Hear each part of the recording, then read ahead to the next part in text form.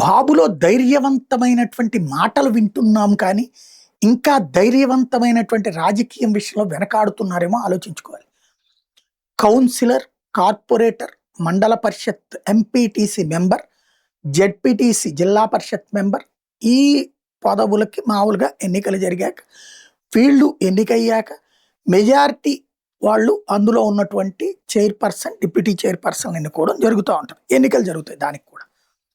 అయితే నెక్స్ట్ ఏంటి 15 ఏళ్ళు మేమే అధికారంలోకి వస్తామని చంద్రబాబు గారు చెప్తున్నారు. కానీ ఇప్పుడు భయపడుతున్నారా?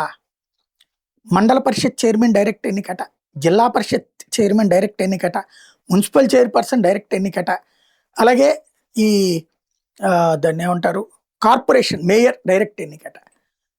అంటే ఏంటి? వీళ్ళకి ఇక అవిశ్వాసం బెడదుండదు. వాస్తవంగా దీని వెనకాల ఒక లాజిక్ ఉంది. క్రిందటిసారి ఎలక్షన్ జరిగింది, వైసీపీ మెజార్టీ స్వీప్ చేసింది. ఇప్పుడు ఏం చేశారు? ఆ మేయర్లని కార్పొరేటర్లను కొనేసి మేయర్లను వీళ్ళని పెట్టుకున్నారు, కౌన్సిలర్లను కొనేసి కొన్ని మున్సిపాలిటీలు లాక్కోగలిగారు, అలాగే జిల్లా పరిషత్తుల్లో అట్లాంటి గేమ్సే నడిపారు.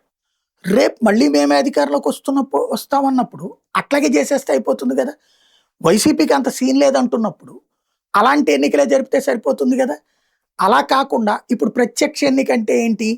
రేపు పొద్దున ఒకవేళ ఇప్పుడు ఎన్నికలు జరిగితే, ఇప్పుడు 2 సంవత్సరాలు 2 నెలలు అయింది, రేపు ఎన్నికలు వచ్చేటప్పటికి నవంబర్ డిసెంబర్ అవుతుంది, జనవరిలో అనుకోండి, అంటే 2.5 ఏళ్ళు. ఇంకా అప్పుడు 2.5 ఏళ్ళే పదవి కాలం. ఆ 2.5 ఏళ్ల తర్వాత అయితే గనక ఈ మండల పరిషత్తులు, జిల్లా పరిషత్తులు ఇట్లాంటి వాళ్ళందరూ రేపు పొద్దున పొరపాటున జగన్ వచ్చేస్తే మొత్తం టీడీపీనే జనసేన అందరినీ లాక్కుని అటు పక్కకి తిప్పేసుకుంటాడేమో. కాబట్టి అదే direct mayor, direct chairman, direct ఏది zilla parishad chairman, direct municipal chairman, direct మండల అధ్యక్షుడు అంటే గనక వాళ్ళని తీయడానికి వీలు ఉండదు, అవిశ్వాసానికి ఛాన్స్ లేదు. అప్పుడు కథ మన చేతిలోనే ఉంటుంది, ఆ తర్వాత గవర్నమెంట్ వచ్చినా అని ఏమన్నా ప్లాన్ చేస్తున్నారా? ఎందుకంటే ఇప్పుడు మొన్నటిదాకా వీళ్ళు అధికారంలోనే ఉన్నారు, ఏడాదిన్నర మార్చుకోగలిగారు వీళ్ళు ఒక 10% 15%, కానీ మెజారిటీ వీళ్ళ చేతుల్లోనే ఉంది. మేమే అధికారంలోకి వస్తామన్నప్పుడు అయితే ఈ పనే బెటర్.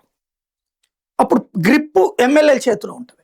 ఇప్పుడు డైరెక్ట్ ఎన్నికన్నది మొన్నటిదాకా బాబు గారు అడిగారన్నారు, ఇవాళ ఆంధ్రజ్యోతి కన్ఫర్మ్ చేసేసింది దాదాపుగా.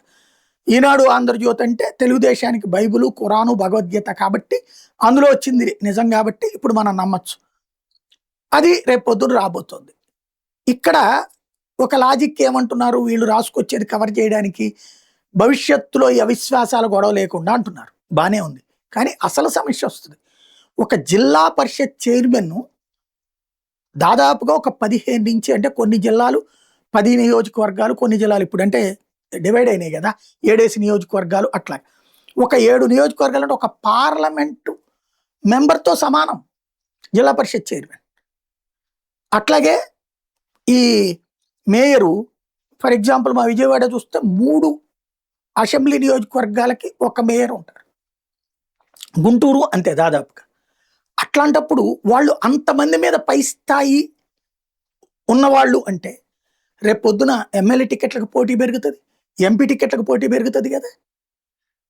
ఇప్పుడు ఉన్న వాళ్ళకే ఇబ్బంది పడుతుంటే మళ్ళీ కొత్తగా వాళ్ళందరినీ ఇంకొక పోటీగా తీసుకొచ్చినట్టు అవుతుంది కదా.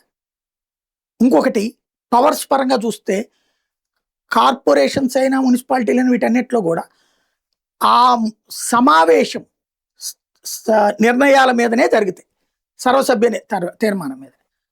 అక్కడ రేపు పొద్దున వైసీపీ వాళ్ళు ఎక్కువ వచ్చారనుకోండి, అప్పుడు మేయర్ నిర్ణయాలు లేకపోతే మున్సిపల్ చైర్మన్ నిర్ణయాలు పక్కకి వెళ్ళిపోతాయిగా.